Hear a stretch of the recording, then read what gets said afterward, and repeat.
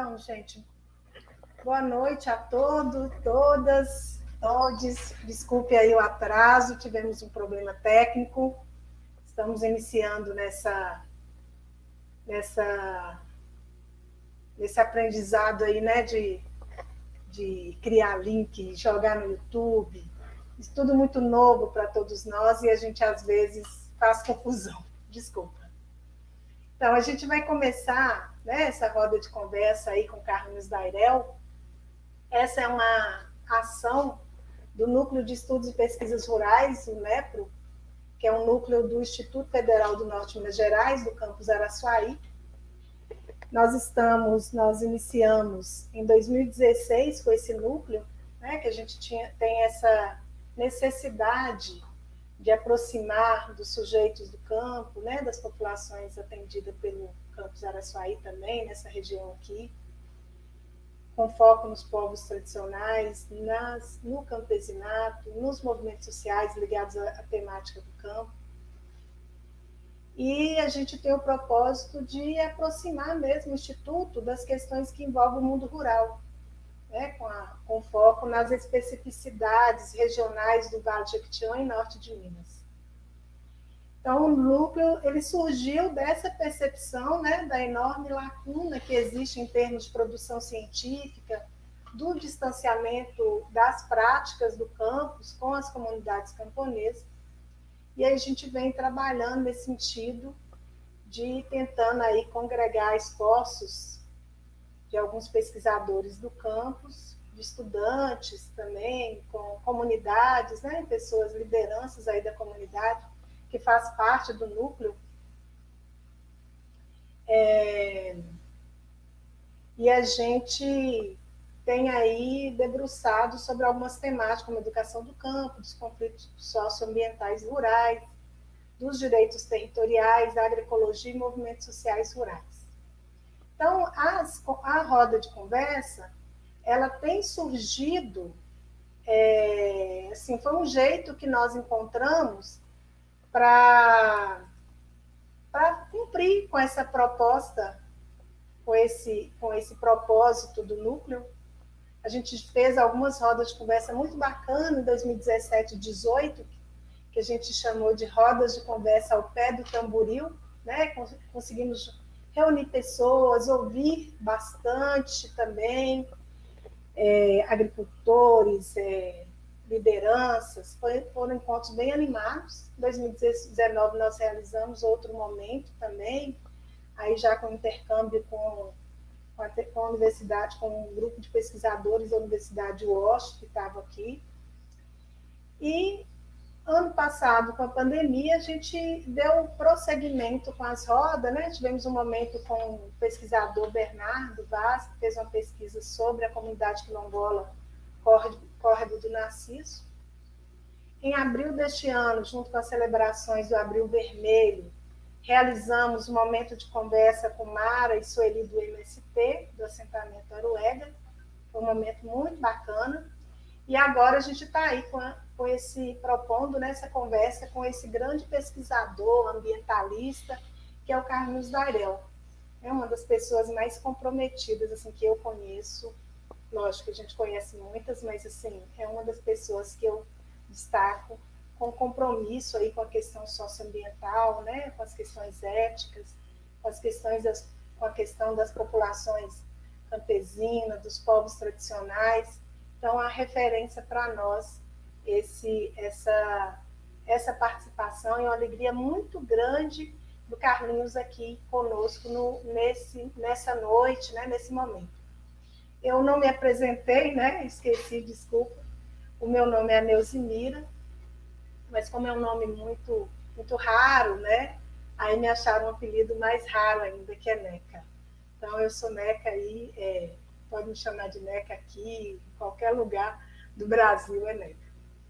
Então, antes de apresentar o Carlinhos, a gente vai vamos assistir um vídeo que trata um pouco dos 3 povos tradicionais, né? Dos geraizeiros, quilombolas, indígenas. É um vídeo do Museu Vivo dos Povos Tradicionais de Minas Gerais, produzido aí pelo Solar dos Sertões, e que surgiu aí desse desejo de preservar e reconhecer o legado cultural dos 7 povos mineiros, que aí a gente vai ter oportunidade de ouvir o Carlinhos nos falar desses povos mineiros. Então, a gente vai assistir agora o vídeo, né? Esse momento aí para valer como a mística do nosso encontro. E, em seguida, a gente vai ouvir também a professora Lília, que tem um projeto sobre povos originários aqui do campus Araçuaí. Então, vamos assistir o documentário.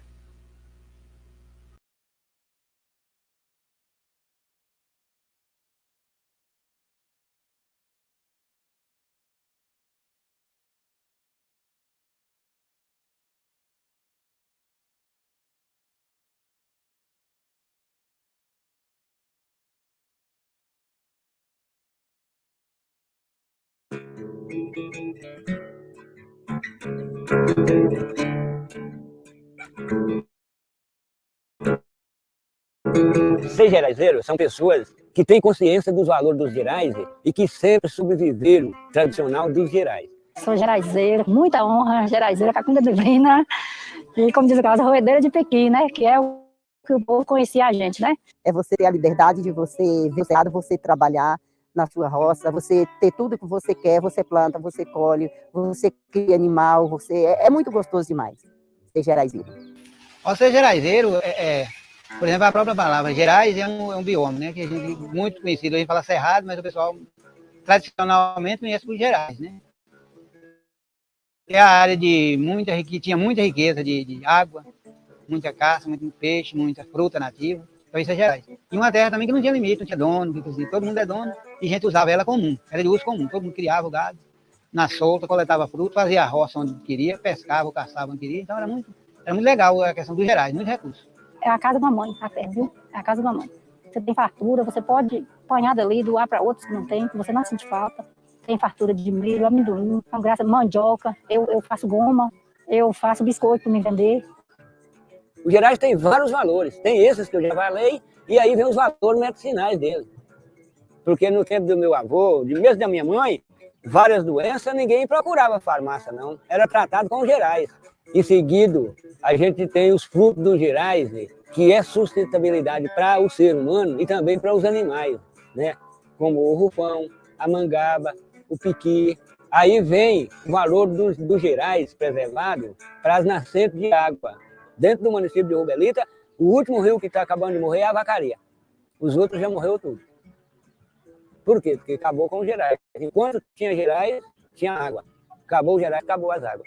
A gente lutou muito para proteger o cerrado, para a gente ter orgulho de ver hoje o cerrado em pé, voltar às nossas águas, que nós era rico de água, muitas nascentes já estão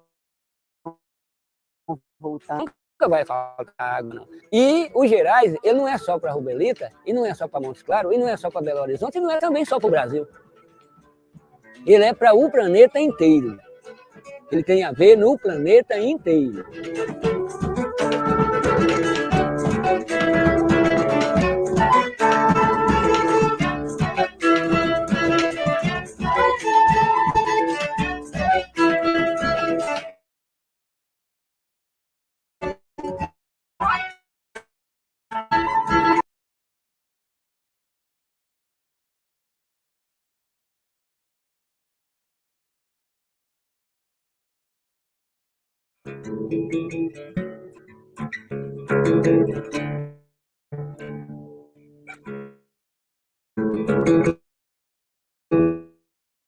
Bioma único e exclusivamente brasileiro.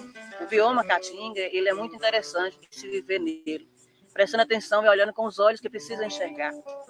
No período da chuva, é tudo muito verde, muito maravilhoso, é uma terra muito fértil, tendo a chuva, tudo que se planta dá.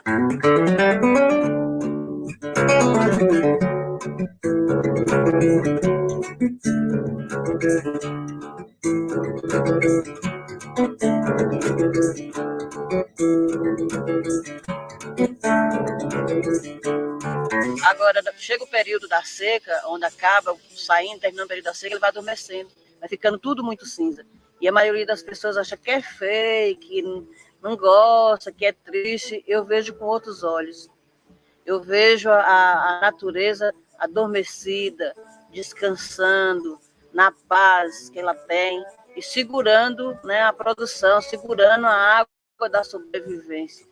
E mesmo nesse período de seca, vem um umbuzeiro brotando e mostrando a sua força, produzindo do nada, sem chuva nenhuma, e mostrando a riqueza que se tem.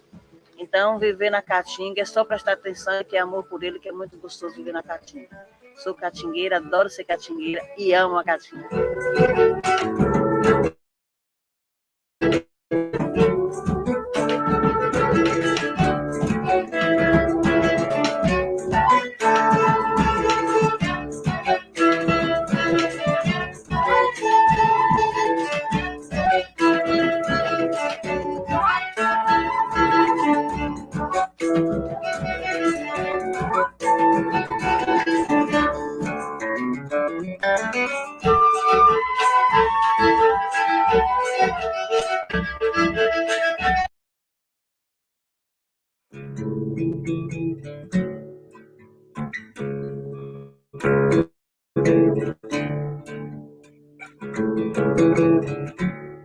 Meu nome é Anália Tuxá, mas o meu nome na idioma é Raonerê Tuxá, que quer dizer flor da água.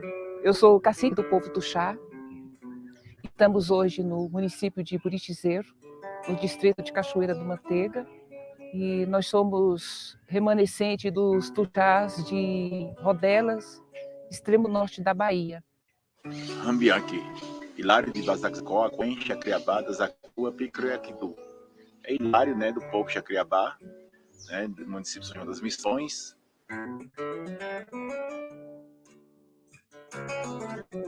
A gente está na margem esquerda do Rio São Francisco, e aonde a gente, desde 1728, né, assim, propriamente reconhecido, né, daquela região, e que também fazem parte desses 7 povos que a articulação rosalina representa.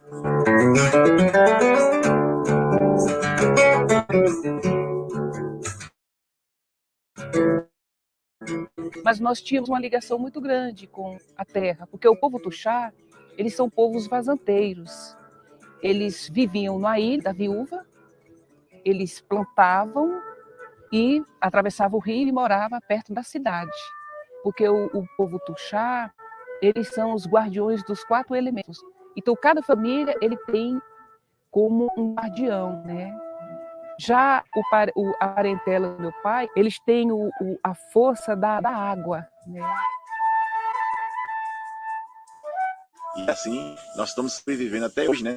Nesse jeito de produzir, mas ao mesmo tempo precisamos de apoio cada vez mais, né, da sociedade, né, para poder entender que nós não é uma pessoa separada do ambiente. Nós precisamos de tudo isso para sobreviver, da reprodução, né, como povo Chacriabá, que sempre olha para a natureza olhando para a gente.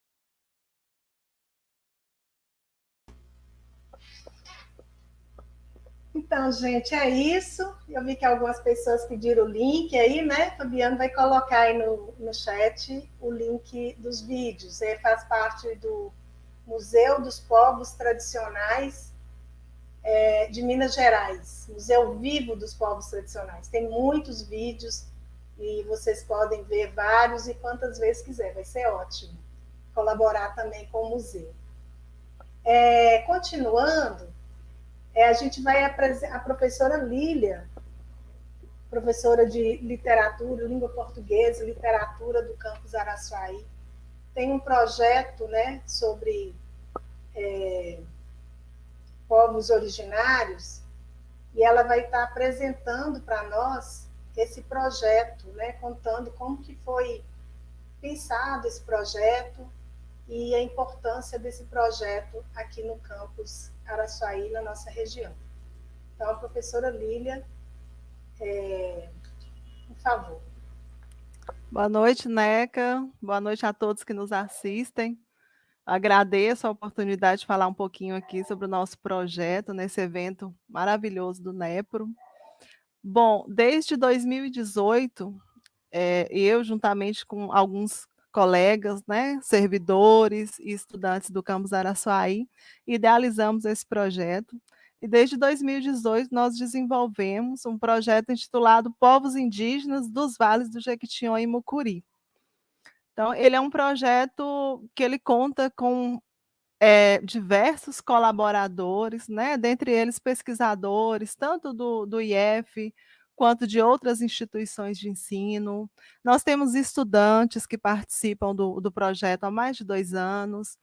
Temos também a parceria muito especial de povos indígenas, dentre eles o povo Pancararu Pataxó, da aldeia Cinta Vermelha Jundiba, e a nossa querida pesquisadora indigenista Agera, que nos ensina muito a cada dia sobre a história, né, dos povos indígenas dos vales do Jequitinhonha e Mucuri, que durante muito tempo foi silenciada e precisa ser compreendida e compartilhada, principalmente com essa nova geração. Esse projeto, eu aproveito para agradecer os programas de pesquisa e extensão, né, do Instituto Federal, que possibilita fomento de materiais de consumo, bolsas para os nossos estudantes de pesquisa e extensão. E, atualmente, nesse projeto, nós desenvolvemos 3 frentes de trabalho. A primeira frente de trabalho é um grupo de pesquisa que nós temos no campus, e nós desenvolvemos um cronograma de leituras e nos reunimos, né, agora nessa pandemia, nos reunimos virtualmente, uma vez ao mês, para poder discutir um pouco, né, e aprender sobre essa história dos vales do Jequitinhonha e Mucuri. Nesse grupo de pesquisa, nós temos conseguido a parceria também de vários escritores, vários pesquisadores que passaram anos investigando os vales, né, e ainda pesquisam esses vales, conhecendo a história dos povos indígenas. E também temos a presença de povos indígenas que ocupam esse lugar de fala para contar a sua história e também contar os seus desafios na atualidade. Esse grupo de pesquisa, ele é aberto ao público. A nossa próxima reunião será no dia 29 de julho. Tá? Quem tiver interesse, é só acompanhar a nossa página do Instagram, Jequibai, é a nossa página. E no dia 29 nós teremos a oportunidade, né, e também a honra de ouvir a pesquisadora Renata Ramalho, que ela publicou esse livro aqui, que é a sua tese de doutorado, em que ela investiga a proposta do projeto de província na região de Minas Novas. Então, vai ser uma discussão muito interessante e estão todos convidados para participar desse momento.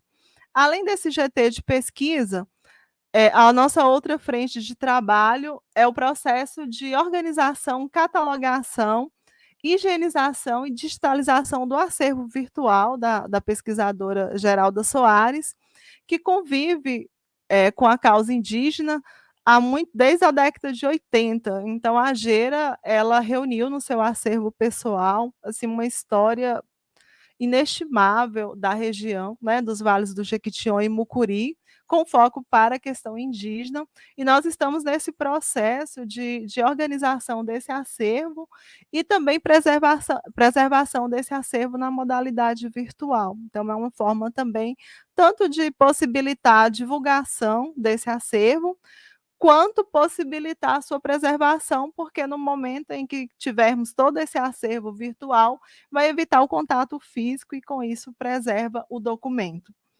Então, esse acervo, né, devido a questões de autoria, nós temos um site em que nós compartilhamos de acesso público parte desse acervo. Então, é uma parte muito pequena até o momento, devido às questões autorais, e nós temos um site provisório, você encontra o link lá na nossa página do Instagram, Jequibai, e em breve, né, eu acredito que até o início de agosto, final de julho, nós teremos já o nosso site oficial que chama Jequibai. O site já está hospedado, agora falta apenas o processo de migração desses materiais do site provisório para o nosso site oficial. Então, isso contribui muito essa promoção dos saberes sobre os povos originários. E o nosso terceiro, a nossa terceira frente de trabalho são alguns projetos de pesquisa que nós desenvolvemos no campus Araçuaí. Neste ano, nós desenvolvemos um projeto em parceria com o povo Pancararu Pataxó, para conhecer um pouco, né, da cultura desse povo. E esse projeto ele tem como foco os estudos das plantas medicinais. Então, nós vamos fazer uma catalogação das plantas medicinais que são utilizadas por esse povo, e ao final teremos uma amostra dessas plantas medicinais. Então, este é um projeto que está em desenvolvimento, essa frente de trabalho, e nós pretendemos concluí-la até o próximo ano. Então, eu convido todos vocês, tá, que tenham interesse em conhecer um pouco e também participar do nosso GT de pesquisa sobre os povos originários. Será um prazer a sua participação. Acesse a nossa página do Instagram, né, Jequibai, e conheça um pouquinho, tá, as nossas frentes de trabalho. Neca, muito obrigada. Lília, ótima colaboração, né? A Lília tem uma atuação de destaque no campus Araçuaí, muito envolvida com as questões da região, com os projetos. É uma professora muito aplicada. Parabéns e obrigada, viu, Lília? Obrigada, Neca. Um abraço a todos. Obrigada, Lília. Então, agora, nós vamos passar para ouvir o nosso convidado também, né? O Carlinhos Dairel. Falar de Carlinhos Dairel é uma alegria, viu, gente? Ter Carlinhos aqui conosco também é uma alegria assim, que não dá para medir. O Carlos Alberto Dairel, né? Desculpa aí, já estamos tão familiarizados que a gente já vai apresentando Carlinhos. O Carlos Alberto Dairel é doutor em Desenvolvimento Social pelo Programa de Pós-Graduação em Desenvolvimento Social da Unimontes. Escreveu uma tese maravilhosa que chama de Nativos e de Caboclos, Reconfiguração do Poder de Representação de Comunidades que Lutam pelo Lugar. É a tese do Carlinhos, vale a pena ler, eu ainda não li tudo, mas eu li partes.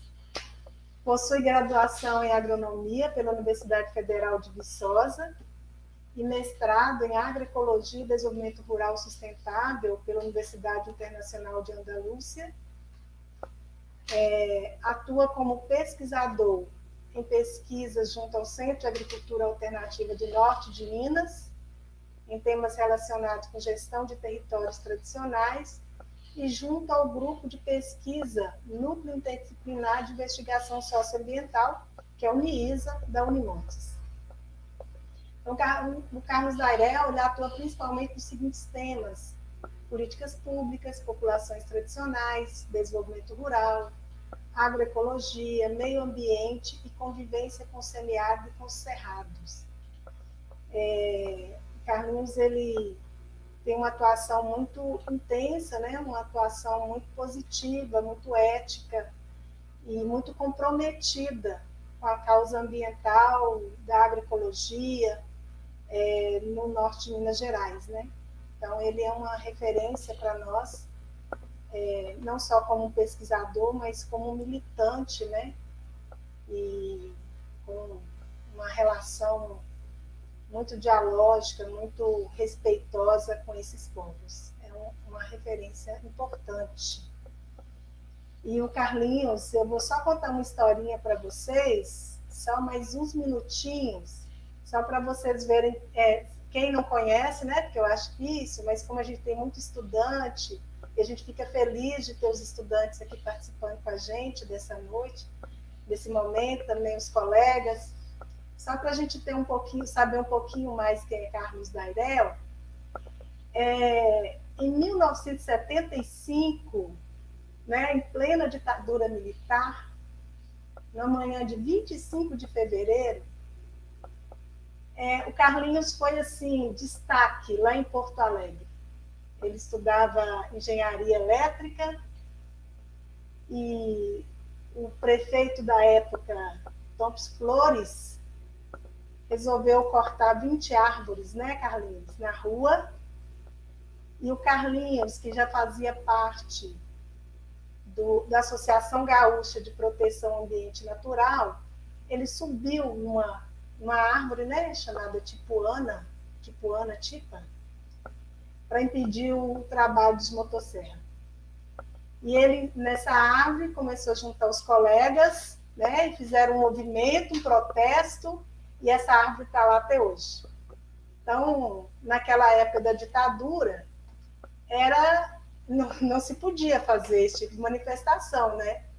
Então, impedir corte de árvores era crime contra a segurança nacional. Então, foram para a delegacia, né?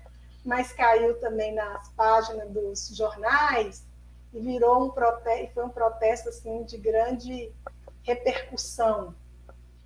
E esse grupo que o Carlinhos participava também nas manifestações, eles usaram um termo que eu achei muito interessante, né? Eles argumentavam assim: o prefeito falou que queria plantar 20 mil árvores nos bairros, né? Que iam cortar 25 árvores velhas e ia plantar 20 mil árvores novas. E o argumento era, argumenta que não tem importância derrubar 25 árvores velhas, porque seria plantado 20 mil novas. Seria como dizer, não importa que morra o nosso velho e sábio prefeito, que estão nascendo tantos bebês, né? Uma comparação que eles fizeram na época. E aí tem, assim, vocês olham na internet, está lá o Carlinhos em cima de uma árvore, um rapaz novinho lá em cima de uma árvore e segurou a árvore até hoje. Então, é para a gente mostrar um pouco, né, dessa história, desse compromisso do Carlinhos com a questão ambiental. Então, Carlinhos, para nós, então, assim, eu conheço Carlinhos desde 93, né? Já me formando lá na militância política, Carlinhos estava lá, já fazendo esse trabalho com a gente também de formação. Então, é essa alegria mesmo que a gente recebe, viu, Carlinhos, aqui no nosso campus, fica bem à vontade. E eu sei que tem muita gente curioso para saber o que são esses 7 povos, quais são as lutas desses 7 povos, o que esses povos fazem, o que é a articulação rosalino, né, dos povos tradicionais. Então, eu acho que é isso que a gente, sim, espera que você nos conte, fique bem à vontade, sinta-se em casa.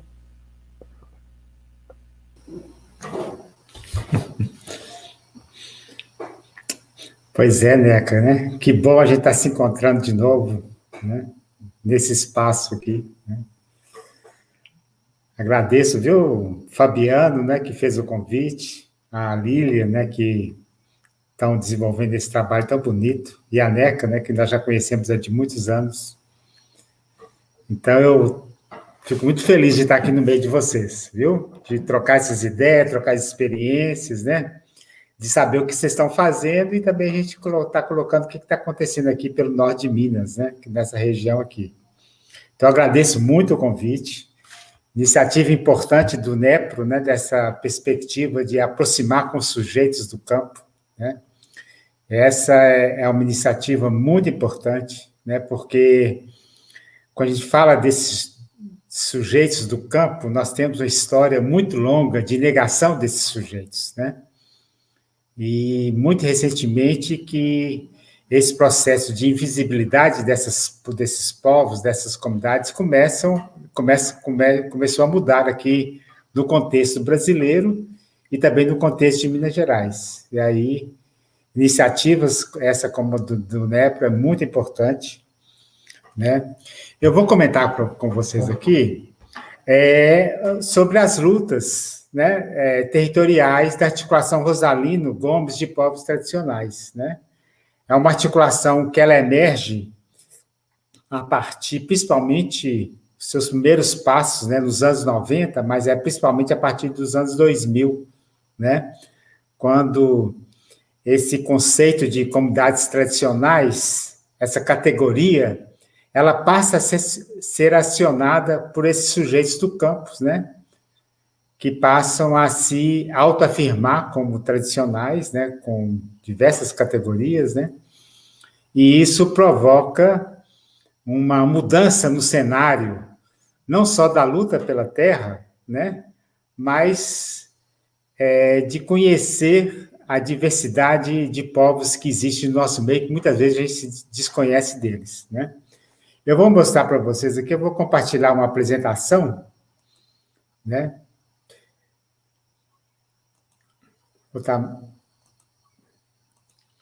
que eu vou estar me baseando para poder estar conversando.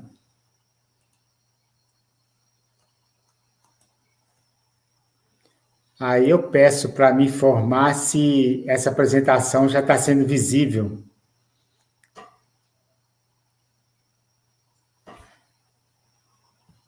Vocês estão vendo?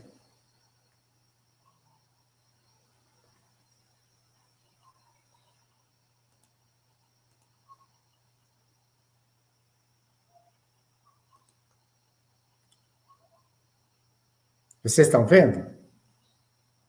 Parece que sim, Carlinhos. Tá, então tá. Porque eu não consigo ver. Então tá bom. Então, qualquer coisa que tiver aí, vocês me falam, né? Então, eu vou estar falando sobre as lutas, né, por territórios de povos, comunidades tradicionais, em particular aquelas que estão sendo acionadas pela articulação Rosalino, né, de povos e comunidades tradicionais, né? Eu fiz, em particular, eu fiz um estudo na minha tese de doutorado, foi conhecer como a importância desse processo quando os lavradores, os camponeses, né, os pequenos produtores, agricultores familiares, passam a acionar essa categoria de comunidades tradicionais. O que isso teve em termos de repercussão, né? Então, o estudo que eu fiz tem a ver com a trajetória dessa articulação, que ela surge em meados dos anos 2000, né? E como esse reposicionamento, ele possibilitou conquista não só de territórios, mas um novo olhar sobre a região, né? Então, o assunto que eu vou tratar com vocês é esse. E quando a gente fala sobre os povos do sertão, da sociodiversidade, existe, na verdade, por nós, né, pela sociedade, inclusive pela academia, inclusive na parte historiográfica, né, um desconhecimento enorme da formação do campesinato, né? A gente não conhece, a gente acha assim, a gente conhece muito pouco dessa população rural, né? Até porque ela foi muito negada ou então pasteurizada, né? Pasteurizada. Então, quando a gente vai no campo, nas roças, nas comunidades, quem é esse povo? Quem é esse povo que a gente está conversando, está dialogando com eles, né? Na verdade, nós temos história aí muito antiga, gente, muito antiga. Se a gente for ver, no caso aqui do norte de Minas, do Vale de Jequitinhonha, nós temos história de povos originários de 12 mil anos, né? Dos antigos caçadores-coletores, principalmente do tronco macro-G, né? E esse processo de ocupação tradicional dessa região, ela, de alguma maneira, chegou aos povos de hoje, né? Sofrendo influência tanto da cultura indígena, quanto também da cultura africana, né? E, posteriormente, europeia, né? Que que chegou nessa região, né? Então, quando a gente vê hoje, chega no campo, a gente se depara com diversas identidades, né? Geraizeiros, veredeiros, chapadeiros, né? Vazanteiros das ilhas de São Francisco, catingueiros, apanhadores de flores, né? Além dos povos originários que permanecem, né? Como aqui no norte de Minas, o Chacreabá e o Tuxá, mas como também, né? No Vale de Jequitinhonha, no Doce, né? Os Machacalipa, Cararu, Pataxó, né? Além dos povos quilombolas, né? O que acontece? Nós vivemos numa região que ela tem uma diversidade ambiental e ecológica muito grande. A gente pode dizer até que nós somos privilegiados quando a gente está no norte de Minas, de Jequitinhonha. A gente está numa região de transição, né, de Cerrado para Caatinga, de Cerrado para Mata Atlântica, né? Então, essa diversidade de ambientes e de climas e de paisagens, né?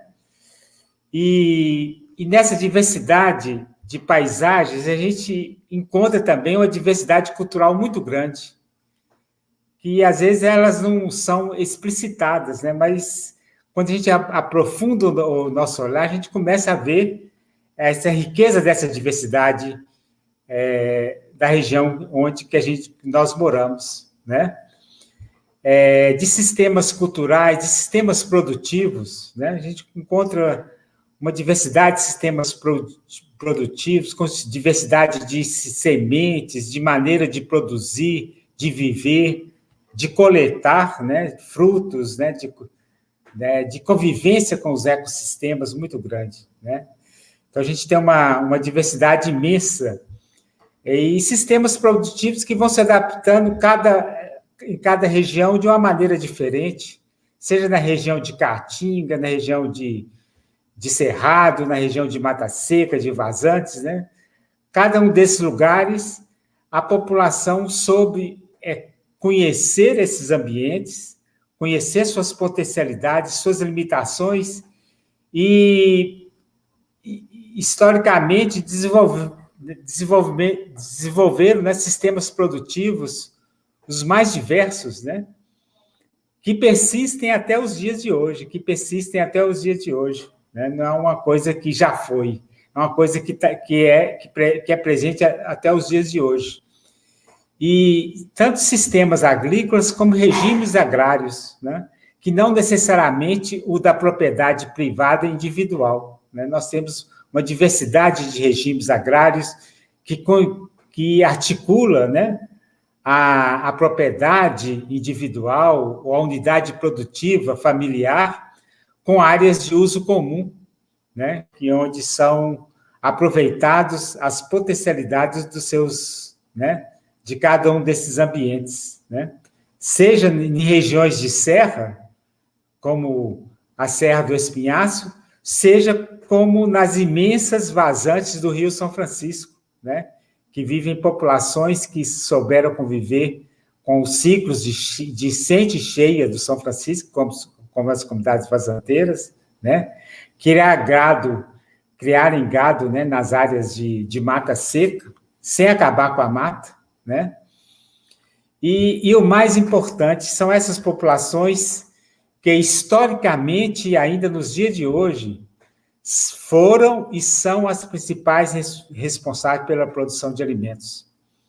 Então, se a gente tem hoje uma nação brasileira, a gente tem um estado como Minas Gerais, nós temos esses diversos núcleos urbanos que se formaram, foram graças a essas populações que conseguiram manter, né, o desenvolvimento dessas cidades, né, produzir e alimentar essas cidades, esses núcleos urbanos, né, não só da região, como também de fora. E continuam mantendo até os dias de hoje, apesar dos grandes desafios, da perseguição que sofrem, né, da negação que sofrem, né? Então, isso é muito importante. A gente está afirmando aqui, porque essa população, apesar desse contexto, né, de importância que elas tiveram e continuam tendo, elas, principalmente a partir dos anos 1960, 1970, com os grandes projetos desenvolvimentistas da Revolução Verde, adentraram nessa região, desestruturando seus sistemas produtivos, seus regimes agrários, né, provocando uma disputa cada vez maior de gado e de gente, né? Ou seja, as grandes fazendas entraram, né, nessas regiões que as comunidades viviam, muitas delas em áreas de terras devolutas, né, que não eram regularizadas, né? Então, acionaram as institucionalidades do Estado para poder se apropriar desses territórios, né? Junto com grandes projetos que vieram para a região, né? Seja de pecuária, de irrigação, e principalmente nas áreas dos Gerais, nas grandes extensões de monocultura de eucalipto, né, que avançaram aqui no norte de Minas, no Jequitinhonha, em mais de 1 milhão de hectares, né, deixando essas comunidades encurraladas, né, sem poder acessar as áreas de uso comum, né, tendo que viver, sendo obrigado a viver em pequenas faixas ao longo dos córregos e rios, ou então se submeterem ao trabalho escravos, né? Ou seja, populações com imenso conhecimento dos seus ecossistemas, com conhecimento e habilidades de produzir no mais diferentes contextos, muitas delas passaram a viver trabalhando em condições de escravidão, né? Além de terem a desestruturação ecológica e ambiental da região, né? Ou seja, esse processo secou os rios, provocou muito assoreamento, vossorocas, né? Os córregos, e nós tínhamos região com muita água, e nós tínhamos sistemas funcionando, né, com a energia hidráulica, né, foram desestruturados, os córregos secaram, e essas populações passaram a viver, muitas vezes, na periferia, né? Em um contexto muito difícil, né? Bom, apesar desse contexto, e principalmente a partir dos anos 1990, a partir da Constituição de 1988, que garantiu alguns direitos constitucionais para as populações indígenas, quilombolas, e das outras populações, principalmente do artigo 215 e 216 da Constituição, que passou a reconhecer a importância dessas populações que foram que construíram o legado da nação brasileira. Nesse processo, muitas famílias, muitas comunidades passaram, né, a ter conhecimento de seus direitos, né, e passaram a acionar diversas formas de lutas, na verdade, passaram a acionar, não, elas já vinham acionando historicamente diversas formas de lutas, e ao se depararem com essa possibilidade desses direitos, elas passaram a acionar lutas, acionando a categoria como comunidades tradicionais, né? E esse processo foi importante, que aqui na região propiciou o surgimento de diversos movimentos e articulações de povos tradicionais. Um deles foi a Articulação Rosalino de Povos e Comunidades Tradicionais, que surgiu de um processo inicial ainda nos anos 1990, quando estava se debatendo, ainda na ECO 92, estava se debatendo a importância dos ecossistemas mundiais e brasileiros, né?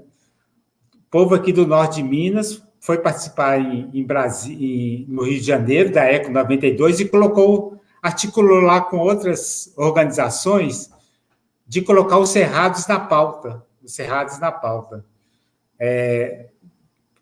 A importância dos cerrados, né? Então, a partir da ECO 92, foi criada a Rede Cerrado, e a Rede Cerrado depois passou a interagir com diversas outras organizações e povos, e a partir do governo, principalmente a partir de 2003, eles passaram a acionar a necessidade de políticas específicas para os povos do Cerrado e os povos dos diversos biomas brasileiros, articulando com os extrativistas da Amazônia, com as comunidades quebradeiras de coco, né? E nesse processo que aqui no norte de Minas surgiu a articulação Rosalino, congregando os 7 povos, né?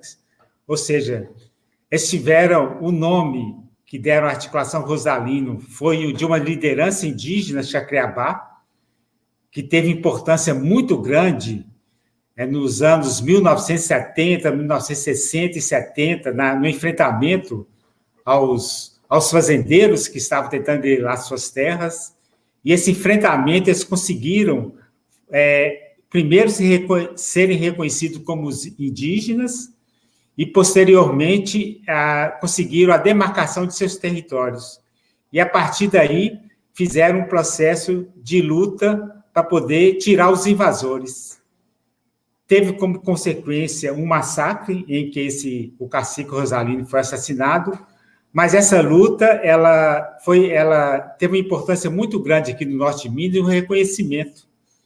Então, quando esses povos tradicionais começaram a se articular, eles deram o nome de Rosalino em função desse reconhecimento, né, juntando esses 7 povos, né, que fazem parte da articulação Rosalino. Que povos são esses, né? São os vazanteiros, né, de comunidades que vivem ao longo do Rio São Francisco e que passaram, né, que tem uma história muito, muito antiga, né, de convivência com o rio, e passaram a serem expropriados pelos fazendeiros e, posteriormente, passaram a enfrentar os órgãos ambientais, porque essas áreas que eles viviam e conservavam, muitas delas foram criadas unidades de conservação, em particular como compensação ambiental do projeto Jaíba. Então, você tem aí os vazanteiros, né, que ficaram encurralados nas ilhas e depois eles passam a se organizar em um movimento chamado Vazanteiros em Movimento, né, que passam a desenvolver suas lutas. Nós temos os geraizeiros, né, impactados principalmente pela monocultura de eucalipto, e que passam a fazer, então, todo um processo de luta, né, pelo reconhecimento de seus direitos territoriais. Nós temos as comunidades de apanhadores de flores sempre viva, que vivem nessas regiões de altas serras, né, da Serra do Espinhaço, conseguem conviver nas lapas, né, vivem um processo de transumância, vivendo um período nas áreas mais baixas e outro período na serra, coletando flores, soltando os animais, cultivando também nessas áreas, né? Então, nesse processo aí, que esses 7 povos, né, são os veredeiros, vazanteiros, quilombolas, indígenas, catingueiros, geraizeiros, eles se articularam, e os apanhadores de flores, eles se articularam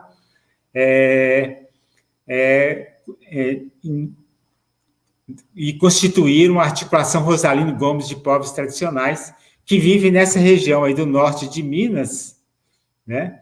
E também no Alto Jequitinhonha, né?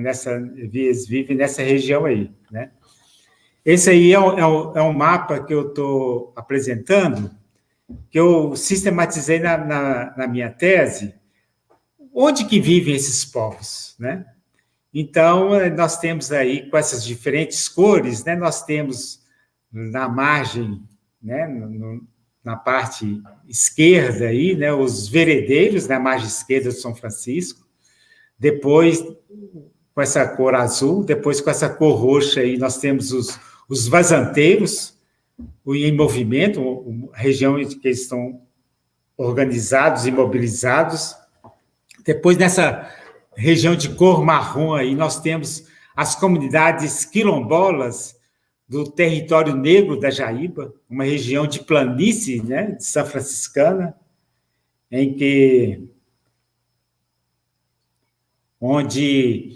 que foi região de refúgio de negros que fugiram da escravidão ainda no começo do século XVI e no século XVII. Né? Passaram a ocupar essa região que tinha uma alta incidência de malária.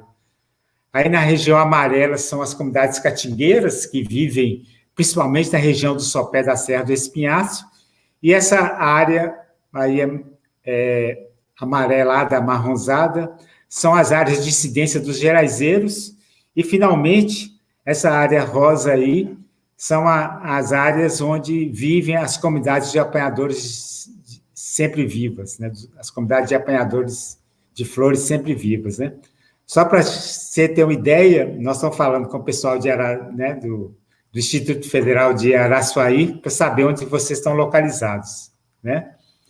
Essa área de incidência é uma área imensa, né, dessa articulação, né? São quase 7 milhões de hectares onde que vivem, estão distribuídos esses povos, né? E ao longo, a articulação Rosalino desenvolveu como estratégia para o reconhecimento, e principalmente pelo direito territorial, eles utilizaram como estratégia, primeiro, o processo de autoidentificação e autoafirmação identitária, né? Esse processo é fundamental quando uma comunidade ela passa a acionar a sua história, a sua ancestralidade e se afirmarem, né? Então, esse processo ele é muito importante nas estratégias de luta que a articulação Rosalino vem desenvolvendo aqui na região. A segunda estratégia é a questão do reconhecimento do território onde vivem, né? Esse reconhecimento do território ele é realizado com atividades, né, com uma série de atividades, né, inclusive contando principalmente com apoio de ONGs, de pastorais, né, organizações ligadas, né, da academia, né, de professores, pesquisadores, né, que apoiam nesse processo de identificar o território e a comunidade realiza a sua autodemarcação, ou seja, demarca o território que a história mostram, né, a história deles mostram o lugar que é fundamental de vida deles, né. Aí existem diversas ações de retomada, de empates, né? Quando eles conseguem o território, né, de gestão territorial, desenvolvem muitas articulações e alianças, né? Então, nesse sentido, é fundamental a capacidade de diálogo com os pares, entre eles mesmos, e com os setores da sociedade que estão do lado deles, e incidência em políticas públicas, né, sejam municipais, estadual, federal e internacional. Então, nós temos diversas iniciativas, né, como o Conselho Nacional de Povos e Comunidades Tradicionais, né, que existe no Brasil, fruto da Política Nacional de Povos e Comunidades Tradicionais. Em Minas Gerais, a Política Estadual de Povos e Comunidades Tradicionais, que gerou, né, que é gerida pela Comissão Estadual de Povos e Comunidades Tradicionais, criação de reservas de desenvolvimento sustentável, de projetos de assentamento agroextrativistas, né? E, recentemente, um sistema importante de patrimônio mundial que foi reconhecido pela FAO, no caso dos apanhadores de flores sempre vivas, né? Então, essas são as iniciativas que são promovidas pela articulação Rosalino, de autodemarcação do território. Então, as comunidades participam, discutem a realidade, fazem enfrentamento, né, às empresas que estão destruindo o seu lugar, né, elaboram um mapa onde vivem e fazem a autodemarcação. Aí nós temos um exemplo da comunidade de raiz, né, uma comunidade geraizeira de raiz que está na luta pelo seu território, né? Aí, outro exemplo, e é muito importante a capacidade desses movimentos de acionar a juventude nessas lutas. Aí nós temos um caso de uma autodemarcação que teve um apoio muito grande da juventude que fazia uma parte do Programa de Formação de Jovens, né, do CA, em articulação com o pessoal da Bahia, que foram apoiar uma luta da comunidade geraizeira, lá de Rio Pardo, da comunidade do Moreira, na demarcação do território que tinha sido expropriado pela empresa Gerdau, né? Acionam também outras formas de resistência, né? No caso aí, fornos de carvão que estavam produzindo carvão, então, de repente, ventanias destrói esses fornos, põe fogo, né? Fazem retomada do território, né? Fazendo acampamentos, né? Acionando apoios como a Via Campesina, sindicatos, trabalhadores rurais, academia, ONGs, pastorais. Aí é um exemplo da importância desse trabalho que é feito em interação com grupos de pesquisa de universidades, né? Nós temos aí uma luta que foi desenvolvida durante muitos anos, né, pelas comunidades vazanteiras, aí que o NIISA fez estudo apoiando lá o reconhecimento, a história da comunidade de Pau Preto, que posteriormente, né, num trabalho junto com os vazanteiros em movimento, né, foi um território que foi retomado, embora lá tivesse um parque, tem um parque até hoje, né? Então, são diversas iniciativas que são promovidas pelas comunidades, né? Sejam comunitárias, seja acionando os poderes públicos, né? As possibilidades que tem em termos de políticas públicas, né? Fazendo ações não só locais, mas também em Brasília e em diversos outros espaços, né? Nós temos aí o caso da luta pela RDS Nascentes Geraizeiras, que mais de 12 anos de luta das comunidades contra a monocultura do eucalipto, e conseguiram, em 2013, a criação, 2014, a assinatura para a criação da RDS Nascentes Geraizeiras, né, depois de diversas lutas locais, regionais e nacionais. No caso, eles fizeram uma greve de fome e de sede, né?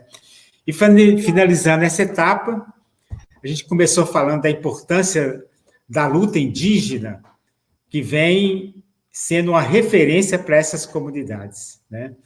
Então, as comunidades, quando o povo Xacreabá fez uma retomada, essas comunidades estiveram presentes junto com eles lá na luta pela retomada. E esse processo desse intercâmbio, dessas ações conjuntas, ela tem sido fundamental nas ações que a Articulação Rosalino promove. Se no momento o pessoal foi lá apoiar a luta do Xacreabá, em outro momento, os Xacreabá foram, no caso, vou dar um caso bem concreto, né, das comunidades de apanhadores de flores, né, saiu um ônibus dos Xacreabá e dos Tuxá, junto com os geraizeiros, para poder apoiar a luta lá das comunidades de apanhadores de flores, né. E esse processo, o que ele gerou? O que esse gerou? Ele gerou... Aí nós temos aqui um mapa das dinâmicas territoriais da Articulação Rosalino, já estou terminando. Nós podemos hoje diversas conquistas. E na minha tese de doutorado eu tive a oportunidade de fazer a sistematização dos resultados dessas lutas, o que elas geraram, né? Uma série de territórios tradicionais, autodemarcações. Existem territórios tradicionais que estão em processo de autodelimitação, territórios tradicionais regularizados, além de assentamentos de reforma agrária, né, que foram mobilizados, seja nesse processo de luta das comunidades tradicionais, seja nesse processo de luta das comunidades de agricultores sem terra. Aí nós temos um exemplo, no caso aqui da região, das lutas que resultaram, por exemplo, em territórios tradicionais que hoje estão autodemarcados. São 25 áreas com 657 mil hectares em disputa. Existem 14 territórios tradicionais que estão em processo de delimitação e que representam um total de 108 mil hectares. Além de outras áreas que estão em disputa, como as terras de marinha na região do São Francisco, e em articulação com a luta das ligas camponesas, com 75 mil hectares. Ou seja, nós temos um total de áreas que estão em disputa hoje, 842 mil hectares. E já tem conseguido 11 territórios regularizados, né, com 188 mil hectares, e 48 assentamentos de reforma agrária com 219 mil hectares. Ou seja, nós já temos podemos dizer que temos diversas áreas conquistadas, mas ainda tem muitas áreas ainda a serem conquistadas, né? Pois é, gente, então era isso que eu tinha para dizer para vocês, né? Quando a gente fala de povos comunidades tradicionais, e foi bom a gente saber que vocês aí têm uma interação importante com a GERA, vocês estão envolvidos no apoio à luta, né, dos indígenas, né, da Pancararu, Pataxó, né? Porque a gente tem uma história no Brasil, uma longa história de negação dos povos formadores da nacionalidade brasileira.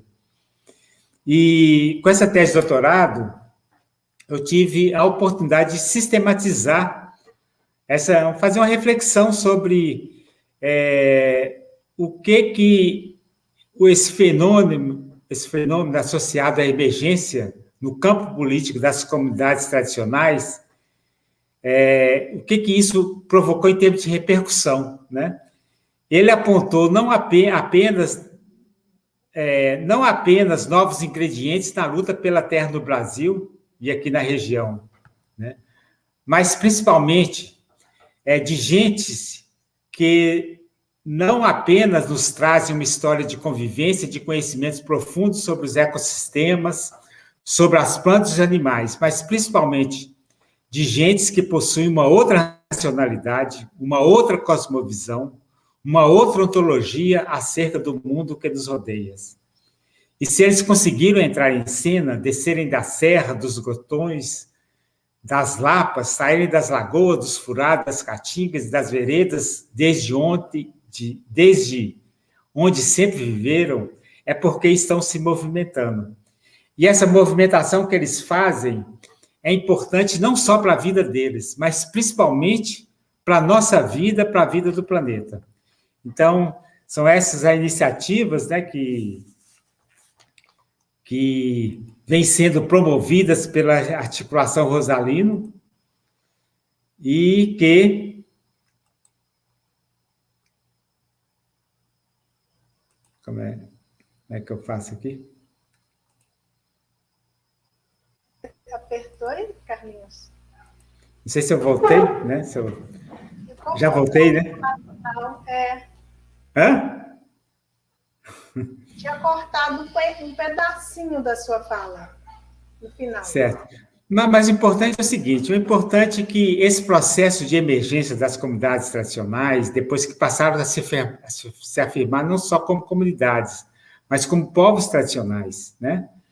Tem uma importância muito grande, porque eles colocam uma outra maneira de se ver e se enxergar no mundo, e de se viver e de conviver com os ecossistemas, com os nossos ambientes, né? Que é o aprendizado que a nossa sociedade está precisando de ter, frente a esse contexto, né, cada vez mais dramático que a gente está vivendo, né? De desestruturação total dos ecossistemas, dos ciclos que sustentam a vida no planeta. Então, se nós temos possibilidade de vida futura, esses povos têm muitos a nos ensinar, né? Então, é isso aí, a gente está aí aberto para poder continuar a conversa com vocês, e a gente agradece essa oportunidade de diálogo aí. Carlinhos, bom demais, nós que agradecemos aí, né, esse banquete, assim, né, de conhecimento, de informações, para nós muito importante, necessária, Eu vi que muita gente não sabia o que são os 7 povos, os catingueiros, né?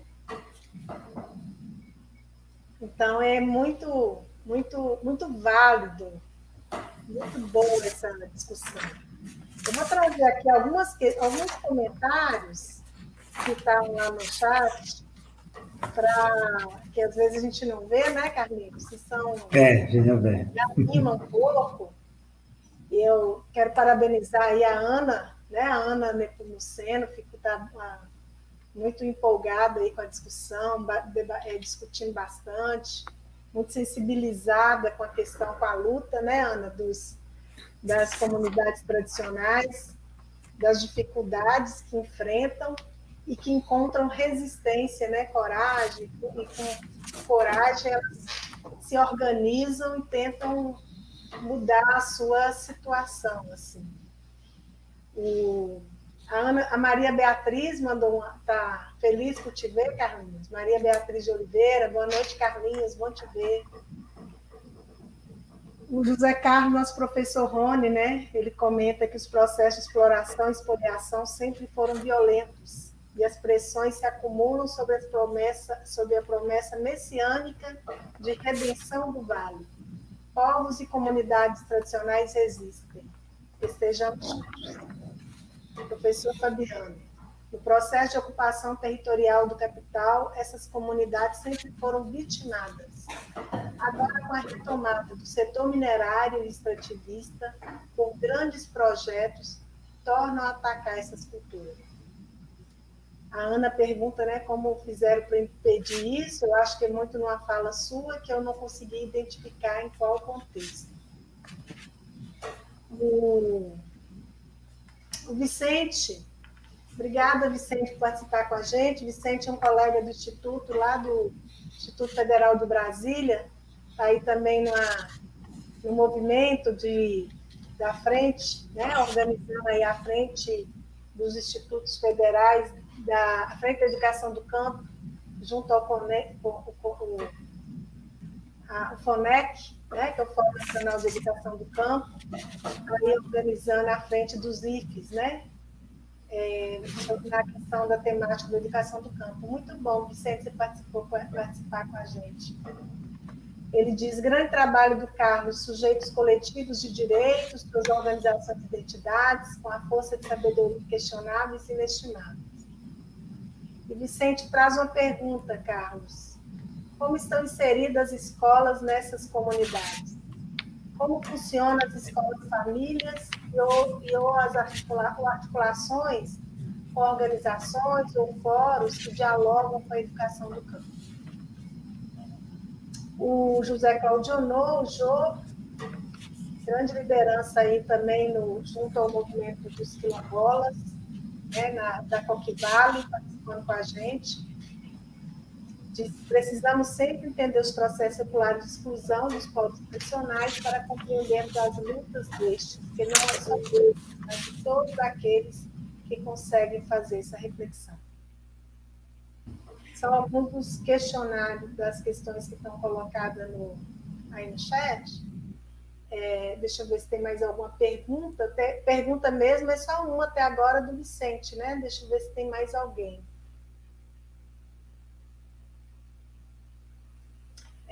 A Ana, adoramos sua apresentação, Carlos, é bastante informativo. Então, a Laís agradecendo, o Arley também, dizendo a importância dessa articulação, né? A movimentação, o IFE e Forte Minas, a movimentação que povos tradicionais fazem é importante para a vida deles, para a nossa vida. Parabéns, Carlinhos, obrigado por resumir tão bem a base educativa desse processo. O Jonathan, é muito bom escutar uma pessoa com tanta experiência sobre um assunto de suma importância. Muito bom compreender, aprender também. A Ângela Freire está perguntando como o Carlos está percebendo os movimentos de municipalização. Você quer responder essa? A gente pode continuar falando todos que estão aqui, Carlinhos. Você quer responder essas ou a gente vai falando todas que estão? Vamos falando, depois a gente... Não, podemos começar a conversar para também não ficar muito difícil, né? Tá certo.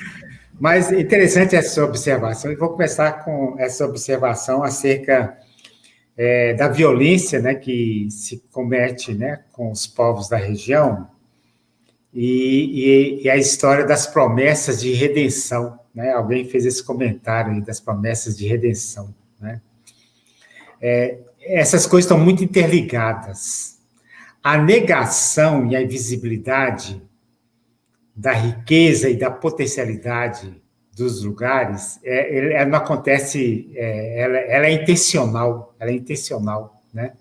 Em função da invisibilização e da negação, é que chegam esses discursos de redenção, de emprego, de progresso, de desenvolvimento, né? Então, esse é um desafio muito grande e que está no germe da luta das comunidades para serem reconhecidas, né? Para serem reconhecidas. Nós temos exemplo aqui muito forte do caso, é um caso muito presente, esse processo da mineração aqui na região de Grão-Mogol, Rio Pardo de Minas, Riacho dos Machados, né? Mineração da Ação, é uma empresa chinesa que está voltando com os mesmos discursos dos anos 70, dos anos 80, dos projetos desenvolvimentistas que vão gerar emprego, né? Então, eles acionam essa categoria, né? Não, nós vamos gerar emprego, nós vamos gerar desenvolvimento, né? Sendo que eles falaram, nós vamos gerar, durante a construção da obra, 1.000 empregos. A gente fez um estudo agora, só nessa região existe a agricultura familiar, emprega 15.000 pessoas. 15.000 pessoas. Só que isso não está visível, não está reconhecido. A produção, eles têm uma diversidade, a economia é rica e diversa, de natureza não capitalista, e abastece a importância econômica dessas comunidades, né? E ela hoje é reconhecida pelos estudos, pelos dados do IBGE, que é uma parcela, né, das informações que são organizadas e sistematizadas, ou seja, existe um potencial econômico que as comunidades promovem, que é muito grande e não é reconhecido. Então, você fica aí, ficar nessa invisibilidade, não só dos territórios, mas de suas economias, é extremamente negativo para essas populações. Então, uma das lutas que tem é passar a ser visível a importância delas. O pessoal sabe, você vai na feira, você sabe a maior parte dos seus produtos de onde que vem, né? A maior parte da produção inclusive de gado, né? 40% da produção de gado é da agricultura familiar. A maior parte da produção de leite é da agricultura familiar. Ou seja, então, inclusive, desmistificando esse papel que o agronegócio é o grande provedor de alimentos, né? Então, essa é uma grande mentira. Então, esse é um grande desafio para poder fazer esse enfrentamento. E, nesse sentido, as iniciativas que têm como germe o debate da educação do campo, e são muitas iniciativas que aconteceram, né, aqui no norte de Minas. Você tem aqui a rede de educadores, né, do semiárido, de educação do campo, né, que, além de promover diversas ações, né, tem toda uma diversidade de processos, né, que foram promovidos pelos institutos federais, pelas universidades públicas, né, que passaram a formar jovens que nunca tiveram possibilidade de acesso, e essa turma foi formada, estava sendo formada, né, porque nós estamos vivendo agora um processo de desestruturação desse sistema, né, que foi criado, e é importante ele permanecer, né? Então, nós temos hoje, em diversos lugares, professores, pesquisadores, né, diversos estudantes que estão fazendo já doutorado, né, inclusive formando. Nós temos o caso do Tuxá, que está fazendo medicina, um estudante de Tuxá que está fazendo medicina, né? Ou seja, nós temos diversos estudantes que estão formando e voltando para o seu lugar. Então, esse processo é muito importante. ele é limitado ainda, né? Parece que precisa, nós estamos vivendo agora um processo muito violento de desestruturação dessas políticas que elas precisam ser enfrentadas. Então, a gente fala isso, vendo casos aí do Instituto Federal de Araçuaí, mas o Instituto Federal, o campus de Salinas, o campus de Montes Claros, o campus de Januária, né? A importância que tem, porque são espaços que recebem, principalmente, pessoas do lugar para poder estudar. Então, isso é muito importante, né? Então, respondendo aí a questão que o Vicente colocou. E, no caso, nós temos experiência aqui, o pessoal deve conhecer a Magda, né? É uma lutadora importante aqui da Unimontes, né? Pela educação do campo, faz parte dessa rede. Ela teve uma experiência, né? Junto aí com os geraizeiros lá no assentamento Tapera, que foi uma iniciativa riquíssima de tentar criar uma escola diferenciada. Fizeram funcionar essa escola, geraram, né, uma série de processos da comunidade, embora depois fosse focado pelo contexto, né, político lá do lugar, mas a repercussão não ficou, essa iniciativa não ficou parada, né? Não temos muito escolas famílias agrícolas, nós temos algumas famílias agrícolas, acho que o Jequitinhonha tem muito mais iniciativa nesse sentido, né? Mas tem algumas aqui, como lá em São Francisco, lá em Itaiobeiras, são escolas que os alunos estão estudando e voltam para seus lugares, para suas comunidades, para suas famílias, e já provocando repercussão, né, nos lugares onde vive. Então, ou seja, é fundamental que esse processo a gente consiga fazer esse enfrentamento, né, consiga resistir e, quem sabe, mudar esse contexto aí político que está criando traumas e desesperanças, né, em grande escala.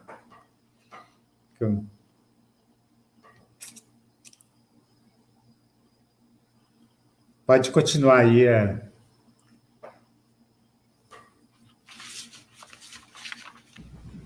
Continuar, né, Carlinhos?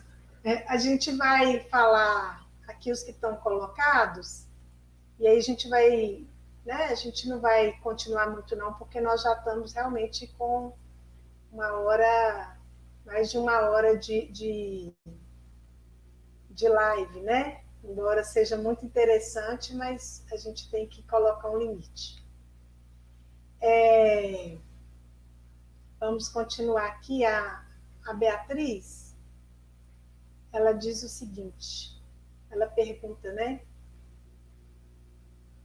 A Ângela perguntou, né, como você vê esse processo de municipalização aí da educação que o Zema está promovendo. Eu estou imaginando que é isso que ela está falando.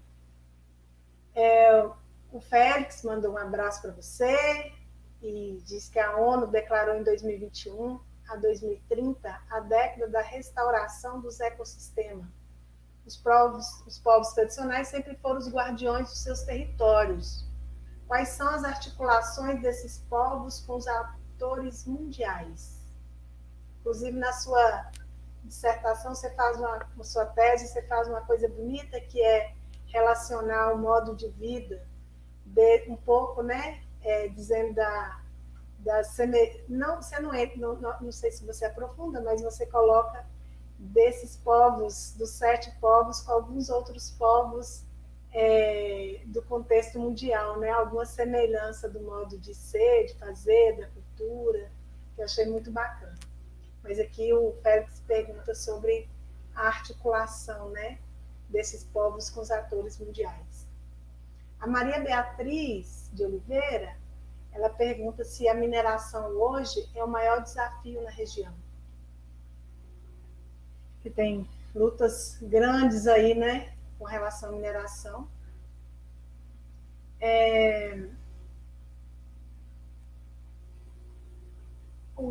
A Ana pergunta qual o maior desafio dos povos indígenas, né, e os outros 6 povos, a Ana Nepomuceno, e os outros 6 povos, qual que é o maior desafio deles?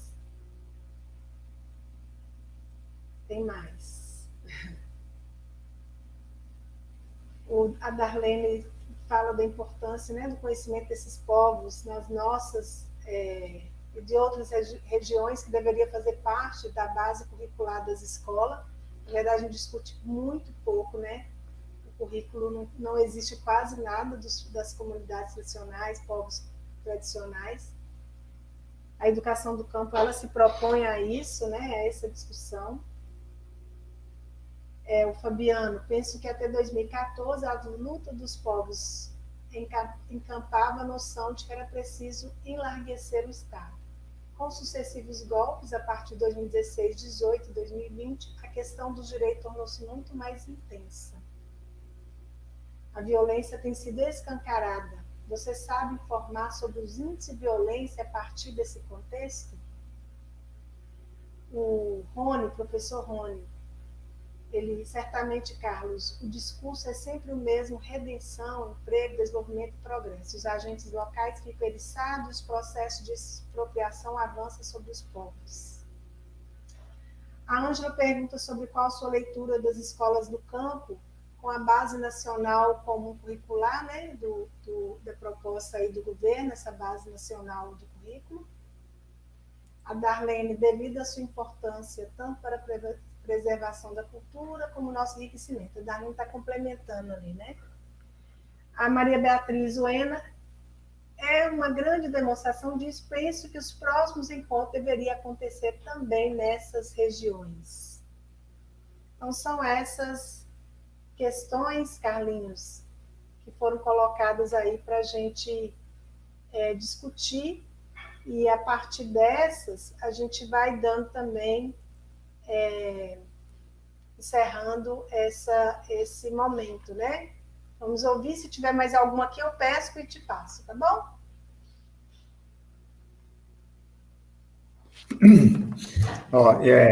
Quando fala dessas coisas mais específicas de educação, eu sou aluno seus, viu? Então, acho que vocês têm condição melhor de posicionar, colocar o contexto atual aí, dos resultados da proposta de municipalização da educação, de mudança da base curricular, né? Mas o que a gente tem assistido, de uma maneira geral, né, principalmente nesses últimos, né, desde o golpe, né, que sofreu, né, a ex-presidente Dilma, né, foi uma iniciativa violenta, né, dos setores neoliberais de desobrigação do Estado, né, e sustentado por uma elite que a gente não tinha ideia, né, da força e dos seus compromissos, né, associados ao escravismo tão fortes, né, que estavam tão fortes, né.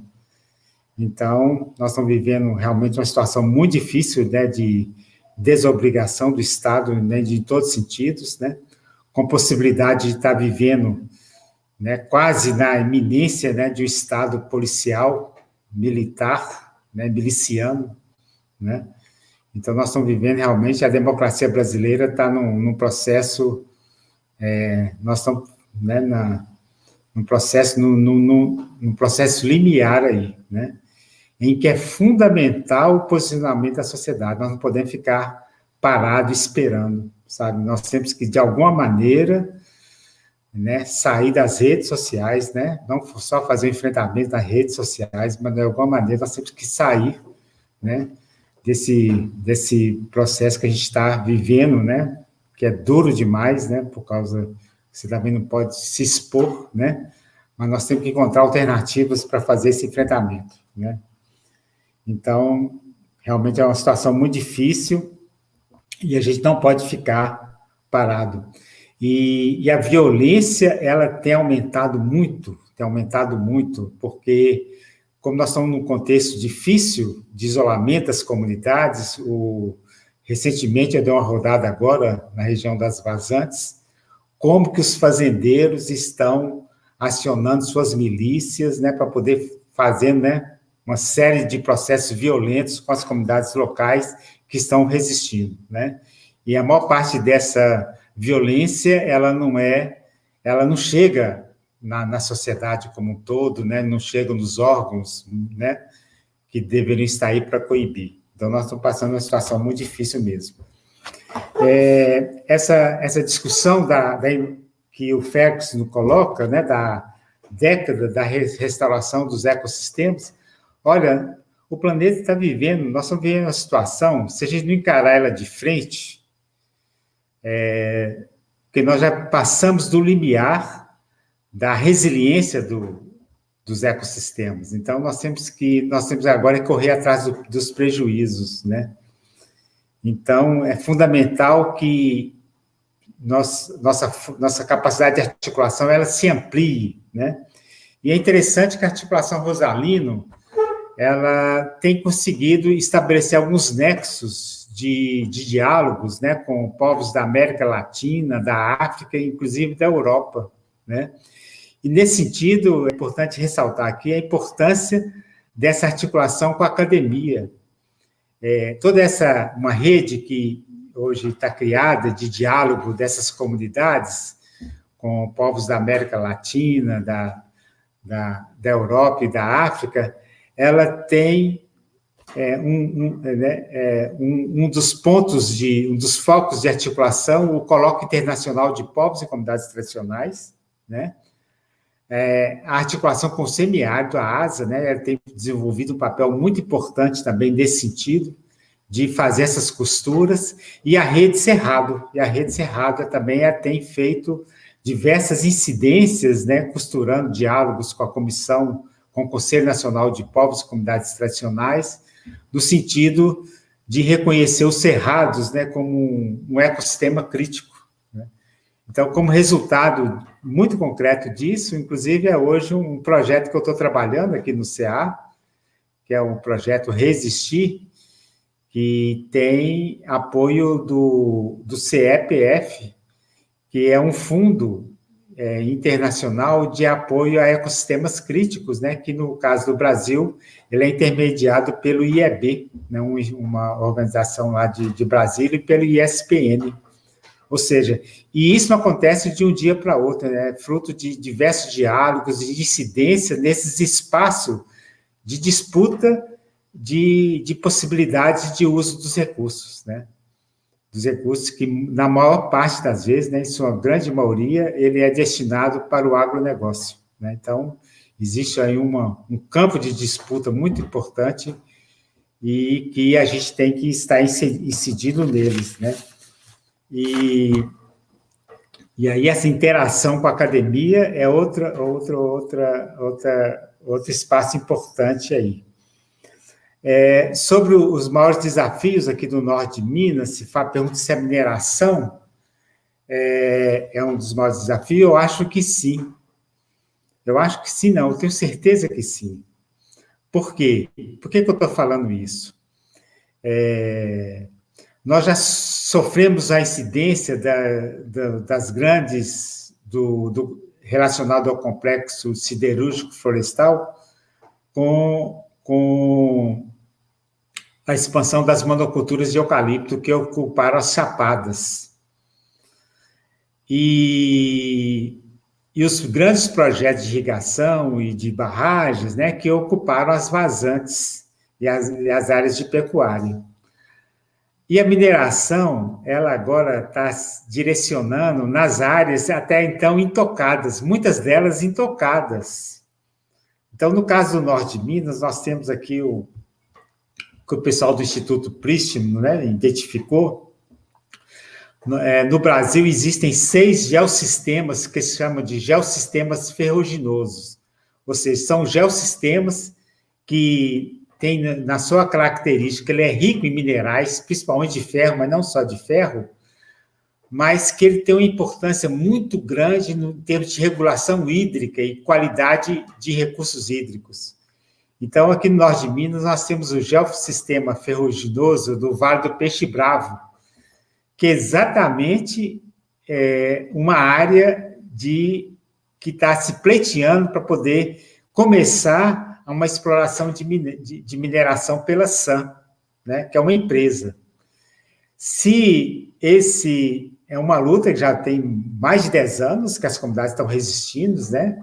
Entre elas, o pessoal dos geraizeiros lá de Vale das Cancelas, mas não só eles, mas também as comunidades vacarianas, quilombolas, geraizeiras, né? Que estão fazendo uma resistência muito grande, né? Porque se esse projeto for aprovado de uma empresa, na verdade, existe uma área extensa que já está né, que estão fazendo pesquisa e com pedidos de direitos de lavra.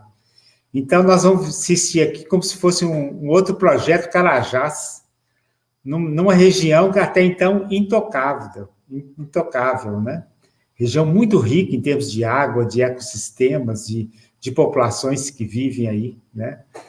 Então, esse é uma das grandes ameaças aqui que o norte de Minas, porque se esse projeto for implantado, não vai ser só aqui o norte de Minas que vai sofrer, porque esse projeto vai ser implantado na cabeceira do rio Vacaria. O rio Vacaria é afluente do rio Jequitinhonha. Eles vão só usar não só a água do rio Jequitinhonha, né, da bacia do rio, né, do rio Vacaria, né, ou seja, vai comprometer não só a água, mas a barragem de rejeito vai estar instalada aí. Ou seja, qualquer risco de acidente, todo o Vale de Jequitinhonha vai sofrer.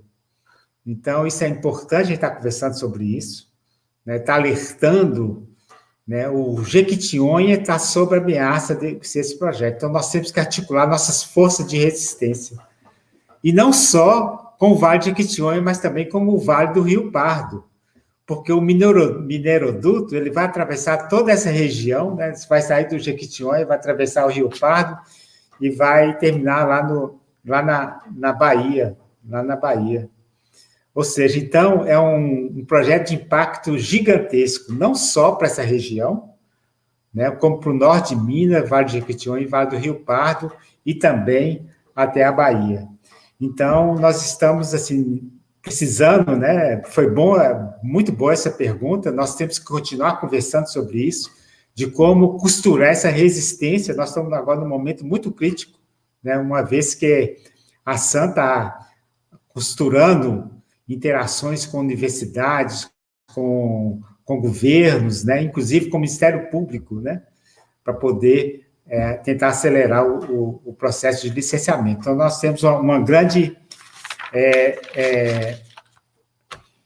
luta pela frente. E quando a gente fala quais são os principais desafios das comunidades, né, das comunidades tradicionais, é o território, né, o território.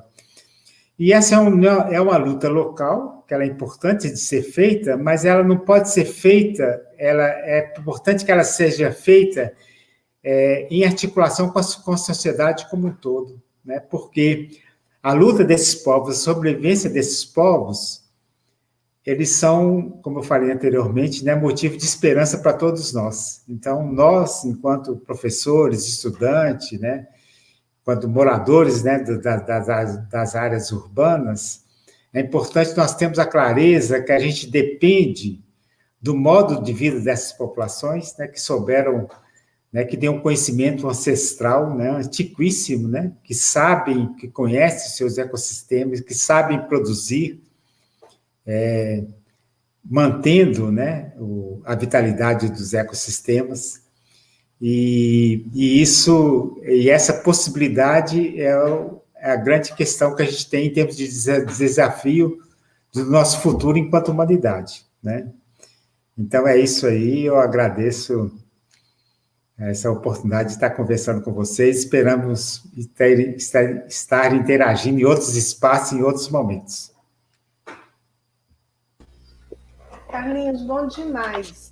O pessoal está cheio de questões, sabe? O povo está com gás para conversar, está uma coisa ali nesse espaço de diálogo. A gente pode encaminhar as questões para o Carlinhos e depois a gente pode encaminhar por e-mail, porque tem algumas ainda, Carlinhos. Né? Ou você pode falar também se quiser, mas aí que a gente já está realmente caminhando para o encerramento. para encerrar. O que você acha? Manda pelo e-mail as respostas depois? Eu estou falando, eu também estou olhando as horas aí, né? Já está chegando 9 horas, né? Então pode ser que o pessoal já esteja cansado, né? Então, mas a gente está aí. Pode mandar por e-mail também, que a gente responde, né? Mas o mais importante, né, cara, está sendo ótimo, né? Tá conversando com vocês, a gente dar uma maneira de interagir mais, né? Costurar mais ações, iniciativas.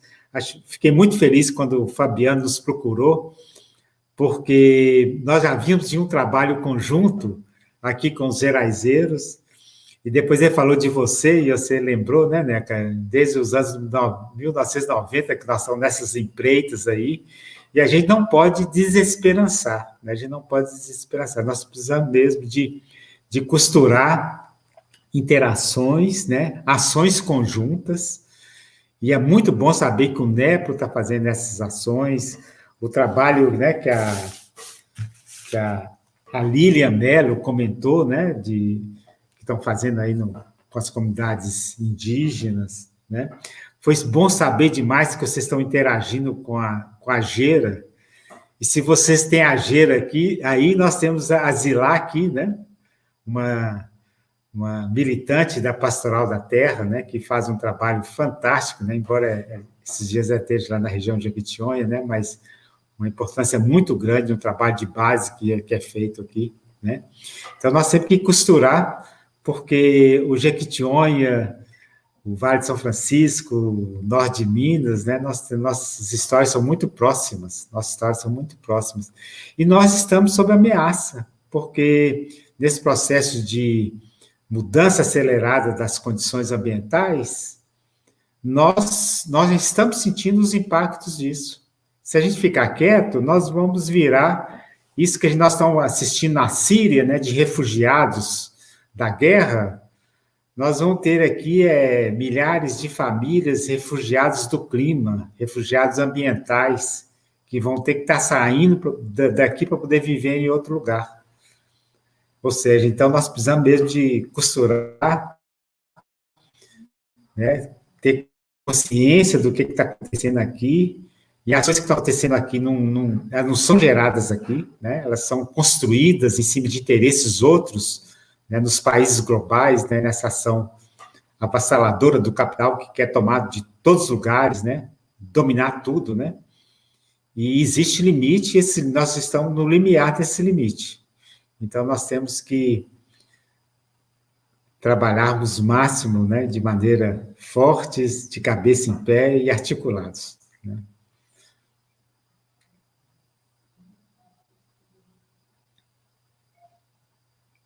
Com certeza, Carlos. E como diz Vicente ali, está na hora de subirmos em árvores, né?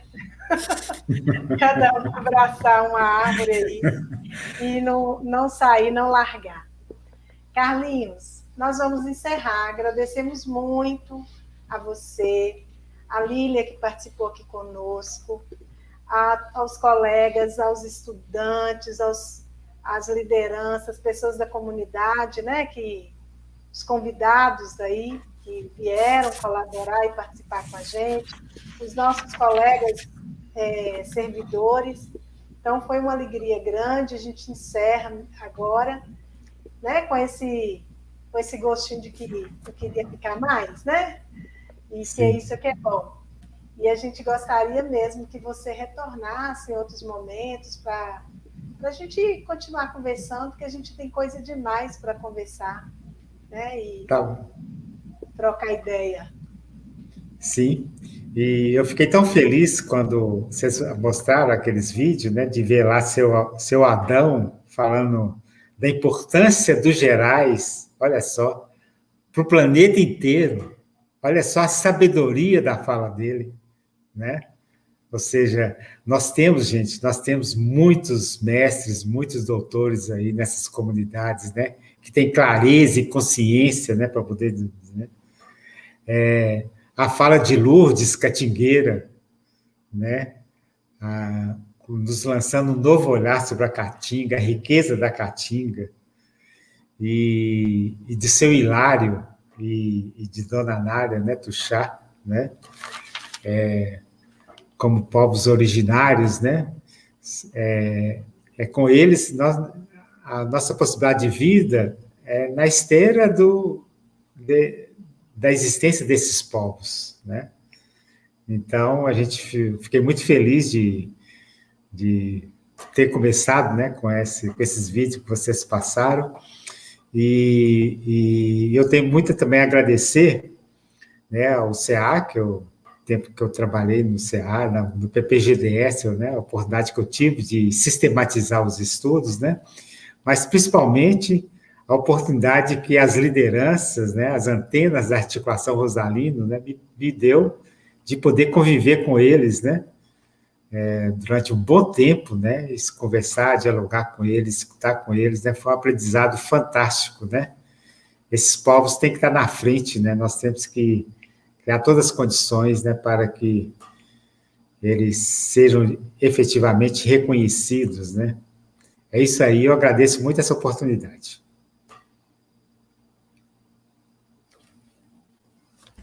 Então, nós que agradecemos, a gente pede desculpa aí, né, gente, pelo início, pelos erros, e fica para a próxima, um grande abraço, viu, Carlinhos? Beijão para você e para a Tininha e os meninos, né, todos eles. Estão aqui comigo. Eita, um abraço a todos, gente, brigadão, boa noite, bom descanso, né, e continuemos com essa conversa.